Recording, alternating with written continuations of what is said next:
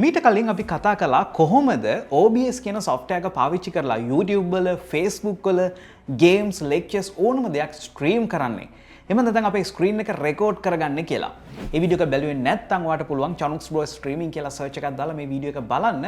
මේකේ ගොඩක් අය අහලා තිබුණා වගේම මම පොරොන්දු වුණා ඔයාලට අපේ smartphone එකේ screen එක.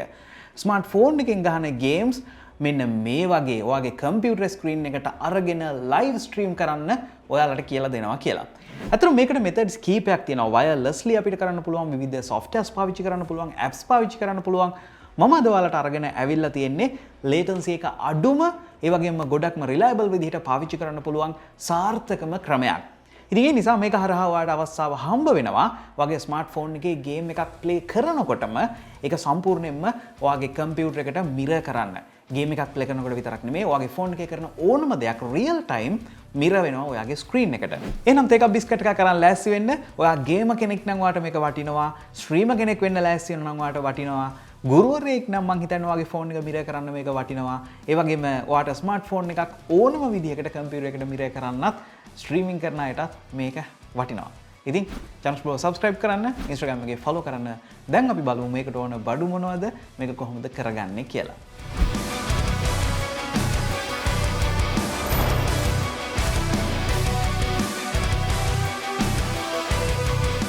අද මම මේ පෙන්නන්න ලෑස්ති වෙන ගොඩක් දේවල් ඔයාලට AliExpress වගේ වෙබ්සයිට් එකකින් ගොඩාක් අඩුවට මිලදී ගන්න පුළුවන් හැකියාව ලැබෙනවා.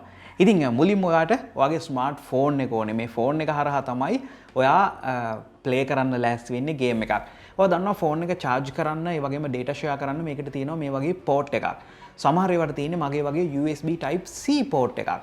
ඒ වගේම ටිකක් පරණ ෆෝන් එකක් නම් ඒකේ තියෙන්නේ micro USB port එකක්. ඉතින් මුලින්ම ඔයාට මෙන්න මේ වගේ USB to HDMI converter කියලා search එකක් දාලා මේ converter එකක් මිලදී ගන්න සිද්ධ වෙනවා. එතකොට ඔයා අනිවාර්යෙන් හිතන්න ඕනේ ඔයාගේ ෆෝන් එකේ තියෙන USB type C නම් ඔයාට ඕනේ USB type C to HDMI එකක්. ඔයා ගාව තියෙන්නේ micro USB නම් ඔයාට ඕනේ micro USB to HDMI එකක්. ඒ වගේම ඔයාට iPhone එකක් නම් තියෙන්නේ ඔයාට ඕනේ Lightning to HDMI converter එකක්. ඉතින් දැන් මේ converter එකට ලං වෙලා බලද්දී ඔයාට පේනවා ඇති එක පැත්තක USB type C එක මට මගේ ෆෝන් එකට කනෙක්ට් කරන්න පුළුවන්. කේබල් එකේ අනිත් පැත්තේ HDMI out එකක් තියෙනවා. එතකොට ෆෝන් එකේ තියෙන දේවල් USB එක හරහා HDMI out එකට අරගෙන එන්න පුළුවන් කියාව මේ පුංචි dongle එකට ලැබෙනවා. දැන් ඒකේ HDMI out එකක් තියෙනවා කියන්නේ ඊළඟට ඔයාට ඕනේ HDMI cable එකක්. මේ තියෙන HDMI cable එකක්. මේකේ දෙපැත්තෙම තියෙන්නේ HDMI jacks දෙකක්. ඉතින් මේක ඔයාට අනිවාර්යෙන් ඕනේ ඔයාගේ එක HDMI එකක් මේකට කනෙක්ට් කරගන්න පුළුවන්. එතකොට තමයි මේක වැඩ කරන්න පටන් ගන්නෙ. දැන් ඊළඟට අපිට වැදගත්ම tool එකක් අවශ්‍ය වෙනවා. දැන් ඔයාට හිතෙන්න පුළුවන් මෙන්න මේ එක පැත්තක් මේකේ තියෙනවානේ. මේක ඔයාගේ laptop එකට, computer එකට කනෙක්ට් කරන්න පුළුවන් නේ. මොකද ඒකේ HDMI එකක් තියෙනවානේ කියලා. නමුත් ඔයා හොඳට ලං වෙලා බලන්න ඒකේ තියෙන HDMI out එකක් මිසක් in එකක් නෙමෙයි. ඔයාගේ ෆෝන් එකෙන් එන එක ඇතුළට දෙන්න නම් HDMI in එකක් ඔයාගේ පරිගණකයේ තියෙන්න ඕනේ. එහෙම එකක් නැති නිසා අපි මෙන්න මේ වගේ video capture with loop කියන මෙන්න මේ වගේ පුංචි device එකක් පාවිච්චි කරන්න සිද්ධ වෙනවා. දැන් මේකේ branded දේවල් තියෙනවා, unbranded දේවල් තියෙනවා. මේ හැම දෙයක්ම ඔයාලට ගොඩාක් මිල අඩුවට AliExpress වගේ වෙබ්සයිට් එකකින් මිලදී ගන්න පුළුවන්. මේකේ විශේෂත්වය තමයි එක පැත්තක HDMI in එකක් තියෙනවා. අනිත් පැත්තේ ඒක USB එකක් විදිහට out එකක් දෙන්න පුළුවන්. එතකොට මේ device එකෙන් වෙන්නේ HDMI එක හරහා එන video signal එක USB එක හරහා වගේ computer එකට දෙන්න පුළුවන්. අතන මේ device එකේ අග තියෙන්නේ මේ වගේ USB ports දෙකක්. එකක් තියෙන්නේ power එකට, අනිත් එක තියෙන්නේ signal එක අරන් යන්න. මේකේ ඔයාට ඔයාගේ laptop එකට හෝ computer එකට USB දෙකම connect කරගන්න පුළුවන්. ඉතින් ඔන්න දැන් අපේ සම්පූර්ණ වැඩේ සාර්ථකයි. ෆෝන් එකෙන් dongle එකට, dongle එකෙන් HDMI එක හරහා අපේ මේ loop එකට මේකෙන් තමයි අපි කම්පියුටර් එකට කනෙක්ට් කරගන්නේ. ඔන්න මෙතනින් එහා කරන දේවල් ටික නම් ගොඩක්ම ලේසි. මොකද මම අර කලින් ඔයාලට කියපු වීඩියෝ එකේදී OBS කියන software එක කොහොමද පාවිච්චි කරන්නේ කියලා කියලා දුන්නා. දැන් මම කියලා දෙන්න යන්නේ මේ ගේම් එකේ ඔයා ප්ලේ කරන දේවල් ස්ට්‍රීම් කරන්න නම් කොහොමද OBS එක සෙටප් කරගන්නේ කියලා. දැන් මම කලින් කිව්වා වගේම ඔයාට scenes ගැන දැන් අවබෝධයක් තියෙනවා. ඒ වගේම sources ගැන අවබෝධයක් තියෙනවා. මම මෙතන මේ plus mark එක press කරලා මෙතන පහළටම ආවම video capture device කියලා option එකක් තියෙනවා. මේකට ඇවිල්ලා ඔයාට මෙතන ඕනම නමක් දෙන්න පුළුවන්. ෆෝන් එක නම් ෆෝන් එක, නමක් නොදින්න ඕන නම් ඒකත් එහෙමයි.